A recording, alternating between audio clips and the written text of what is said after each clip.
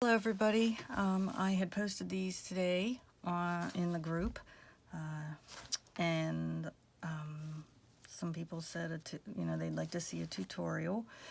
I've never done a tutorial, so this ought to be good. Anyway, I'm gonna try to show you how to do this. It's like really simple. I probably could have just told you in 4 steps, but it's always fun sometimes to watch people do it.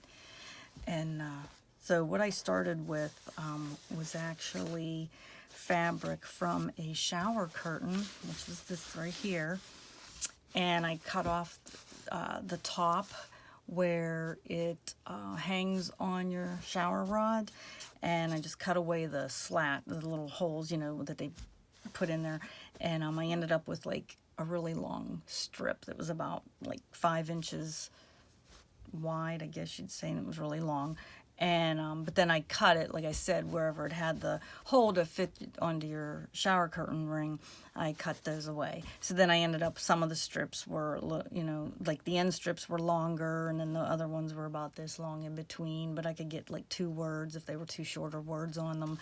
And then I just had cut them into strips like, like this. And then I have a long strip, and this is wet because I did another video and it got chopped off because my alarm went off anyway on my phone, so it chopped off my video. But anyway, this, I had like some of the long pieces, and then what I would do was start at the far left, and I would start stamping from left, and just went, I did so many, and then I cut it, and then I did a word, and I cut it, and I just kept going in that process. And what I used were these little letters here. I got this on AliExpress.com. I think I've seen them at Michael's, and I think most of you have a Hobby Lobby close to you. I'm sure they have something similar. This says antique stamp, and it's the lowercase alphabet. I liked these, the way they were printed, so I had purchased these, and they're cheap on AliExpress, but it's coming from China, so it takes a while sometimes to get through customs. Sometimes it can be anywhere from 2 to 4 weeks usually, I've noticed. What I did then, when I cut that fabric off, and of course I cut mine in strips first. The how big, like this part of it I cut, and then like I said, these were already cut, but I think I would cut them anyway, like in strips like this, or maybe this isn't bad. This is probably ideal. This is probably about, a little over 12, it's probably like 15 inches long, wide, however you want to say it. And I think that would be good. I ended up with pieces about, 8 inches wide sometimes. Because I was using that header on the shower curtain. But when you have bigger piece, like this is what I have now, because I cut all this too, that didn't have any of this embroidery on it with the leaves, which I bought this because I wanted to do possibly a nature botanical theme journal, and thought it would be nice on the cover. But then I had all this blank fabric, and all it is, it's like a thin weight, lightweight cotton. And it was like an off-white, so I kind of like that. You could probably use muslin. I have some muslin downstairs. I thought maybe I would bring up and stamp on it. One thing is I used, because this is what I have, you could use other stamp inks, whatever you have. I only used the pink and the blue because I did a couple baby ones, and I do baby journals, and I thought maybe I'd like a couple done in pink or a couple done in blue, but I did most in the brown, and I used the walnut stain just because I wanted a darker stamping. Could also use the vintage photo. I think there's an old photo one that you could use, and just experiment. I knew I was going to want something a little darker. The one thing you don't want to do is stamp on the fabric before you coffee stain it. I did that, and it pretty much washed away all the ink. Luckily, I was experimenting, so I only did like 1 or 2.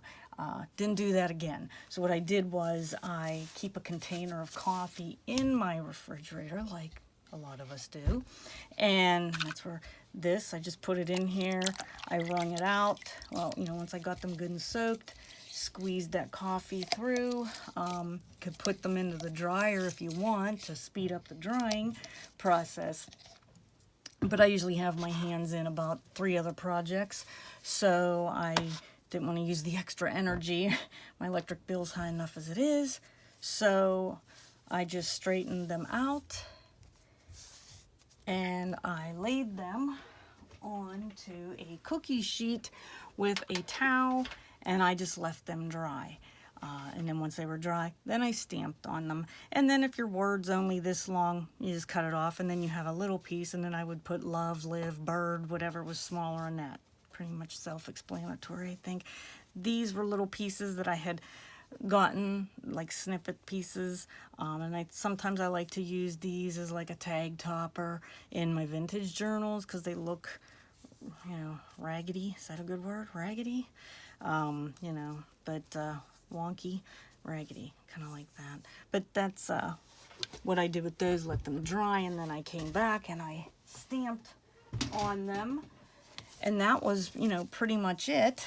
And like I said, I did another process first, and it didn't work out that great.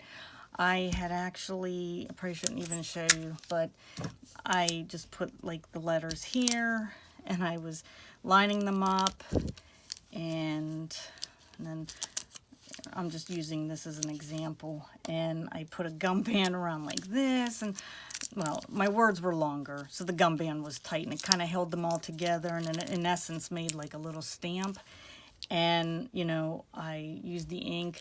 Problem with that was when you need 2 of the letters for a word, it doesn't work out so good. So I had to nix that idea. But it was good to start with it doing that. It actually gave me some practice, and I got a little better with my stamping. And the other thing that's nice about this is, I'm going to grab some fabric here and stamp while I talk maybe. The other thing that's nice about this is, I don't know, I forgot what I was saying. Well, I'll think of it.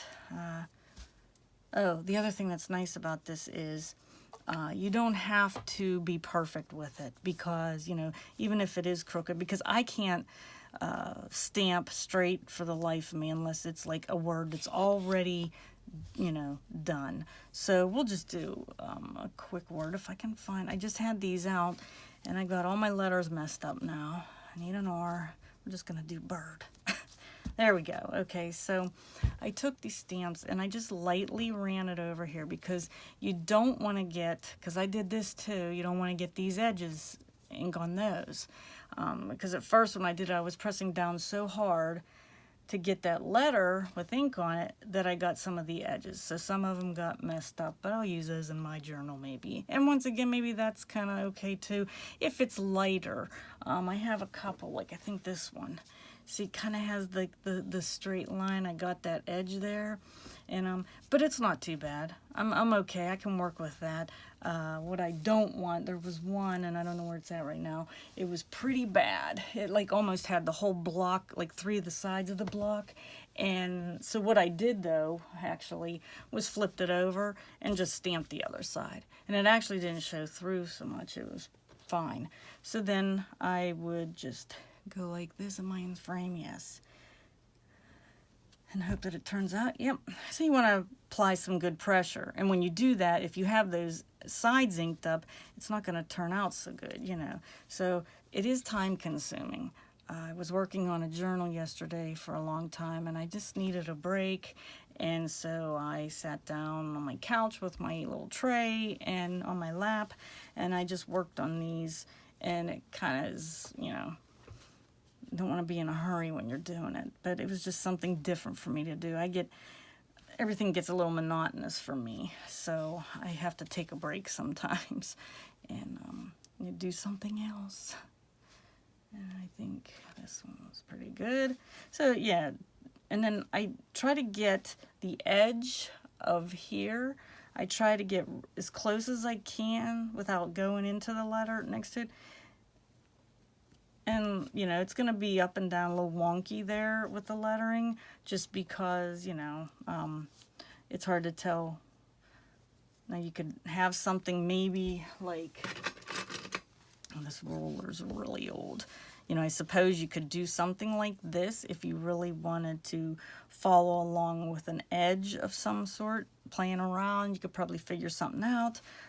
I kind of like, since it's not real wonky, I keep using that word, it's the only word I can think of right now, but I don't want it perfect, to be honest. I think it kind of adds to its character, especially for like the vintage journals, junk journals. I think it's kind of neat because it's handmade, and I just like it.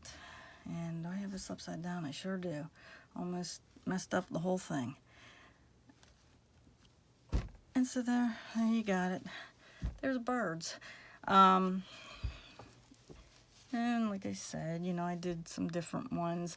I've also stamped on paper, and I kept this one out because I keep trying to think up words, and I made a list of all the words I want to do because I was going to work on some more this evening.